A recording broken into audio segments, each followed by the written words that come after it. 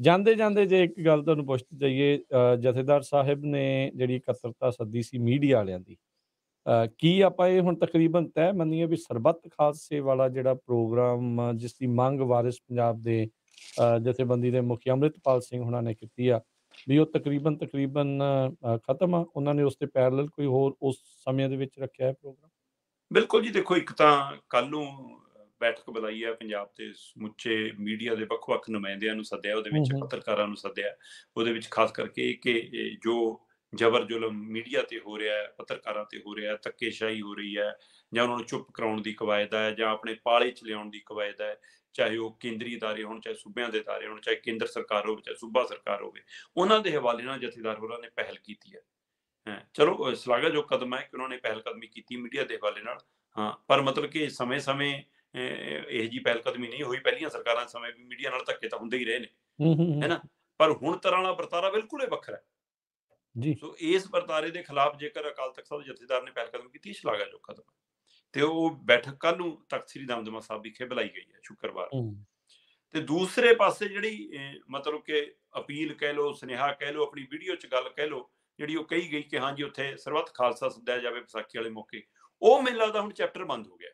ਠੀਕ ਹੈ। ਸ਼੍ਰੀ ਅਕਾਲ ਤਖ਼ਤ ਸਾਹਿਬ ਜਥੇਦਾਰ ਗਿਆਨੀ ਹਰਪ੍ਰੀਤ ਸਿੰਘ ਹੋਰਾਂ ਨੇ ਬਕਾਇਦਾ ਤੌਰ ਤੇ 12 ਤੇ 13 ਅਪ੍ਰੈਲ ਤੱਕ ਗੁਰਮਤਿ ਸਮਾਗਮ ਦਾ ਐਲਾਨ ਕਰ ਦਿੱਤਾ ਹੂੰ, ਹੂੰ, ਹੂੰ, ਹੂੰ, ਹੂੰ। ਤੇ 12-13 ਲਈ ਜੇ ਗੁਰਮਤਿ ਸਮਾਗਮਾਂ ਦਾ ਐਲਾਨ ਹੋ ਗਿਆ ਤੇ ਇਹਦੇ ਵਿੱਚ ਹੁਣ ਸਰਬੱਤ ਖਾਲਸੇ ਵਾਲੇ ਤਾਂ ਕੋਈ ਕਾਲ ਨਹੀਂ ਹੈਗੀ। ਹੂੰ। ਸੋ ਇਸ ਲਈ ਆਪਾਂ ਪਹਿਲਾਂ ਵੀ ਗੱਲ ਕੀਤੀ ਸੀ, ਜਥੇਦਾਰ ਸਾਹਿਬ ਹੋਣੀ ਮੈਨੂੰ ਲੱਗਦਾ ਹੁਣ ਇਸ ਮਸਲੇ 'ਚੋਂ ਪਾਸਾ ਵੱਟ ਗਏ ਨੇ, ਇਸ ਹੂੰ। ਮਸਲੇ 'ਚੋਂ ਦੂਰ ਹੋ ਗਏ ਨੇ, ਜਾਂ ਉਹਨਾਂ ਨੇ ਆਪਣੇ ਆਪ 'ਚ ਇਸ ਮਸਲੇ ਤੋਂ ਕਿਨਾਰਾ ਕਰ ਲਿਆ, ਜਾਂ ਉਹਨਾਂ ਨੇ ਕੋਈ ਪਹਿਲਾਂ ਇਹ ਮਾਮਲਾ ਸੁਲਝਾਉਣ ਦੀ, ਹੈ ਨਾ, ਇਸ ਮਸਲੇ ਨੂੰ ਤਣਪੱਤਣ ਲਾਉਣ ਦੀ ਪੰਜਾਬ ਦੇ ਜਵਾਨੀ ਦੇ ਹਵਾਲੇ ਨਾਲ ਪਹਿਲ ਕਦਮੀ ਕੀਤੀ ਸੀ ਕਿ ਇਸ ਲਈ ਉਹ 'ਚੋਂ ਕੋਈ ਨਿਰਾਸ਼ਾ ਪੱਲੇ ਪਈ ਆ ਤਾਂ ਉਹ ਪਰਾਂ ਹੋਏ ਨੇ।